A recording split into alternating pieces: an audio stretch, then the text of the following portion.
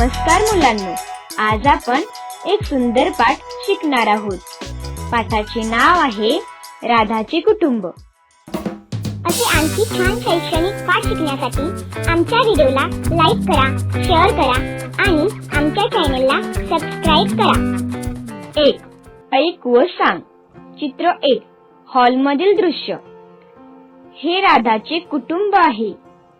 इथे सगळेजण एकत्र बसून गप्पा मारत आहेत। बघा बरं, राधाच्या कुटुंबात आजी, आजोबा, आई, बाबा, काका, काकू, छोटी भावंडे आणि एक छोटा कुत्रा सुद्धा आहे। किती मोठे आणि आनंदी कुटुंब आहे ना? चित्र 2. जेवणाची वेळ। राधाच्या कुटुंबातील सर्वजण एकत्र बसून जेवण करतात। इथे आजी, आजोबा, आई, बाबा आणि सर्व मुले जमिनीवर एकत्र बसून किती आनंदाने जेवत आहेत। एकत्र जेवल्याने कुटुंबात प्रेम वाढते। चित्र 3. परसबागेतील कामे। राधाचे कुटुंब परसबागेत वेगवेगळी कामे करतात। राधा त्यांना कामात मदत करते। इथे सगळेजण बागेत काम करत आहेत। कोणी झाडांना पाणी घालतय, कोणी माती खणतय, तर कोणी टोमॅटो तोडतय आणि आपली छोटी राधा सुद्धा सगळ्यांना कशी मदत करते बघा। चित्र 4. सुट्टीची मजा।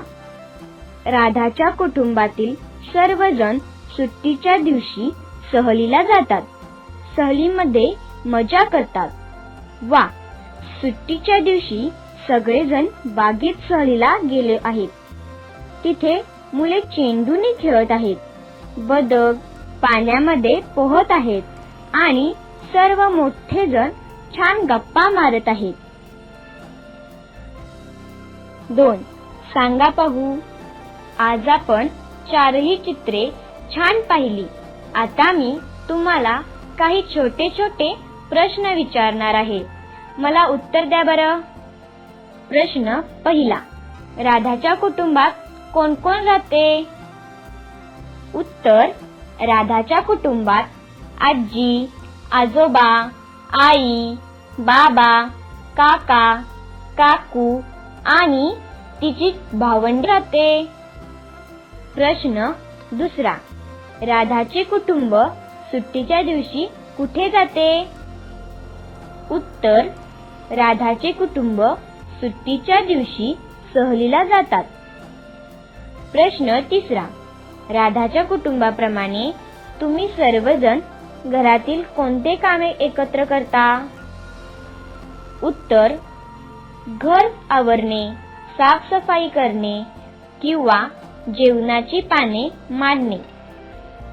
प्रश्न चौथा, तुम्ही घरातील व्यक्तींना कोणकोणत्या कामात मदत करता? उत्तर, झाडांना पाणी घालणे, बाजारातून वस्तू आणणे, आईला मदत करणे। आज आपण राधाचे कुटुंब हा पाठ शिकलो। धन्यवाद मुलांनो, पुन्हा भेटूया पुढच्या पाठात।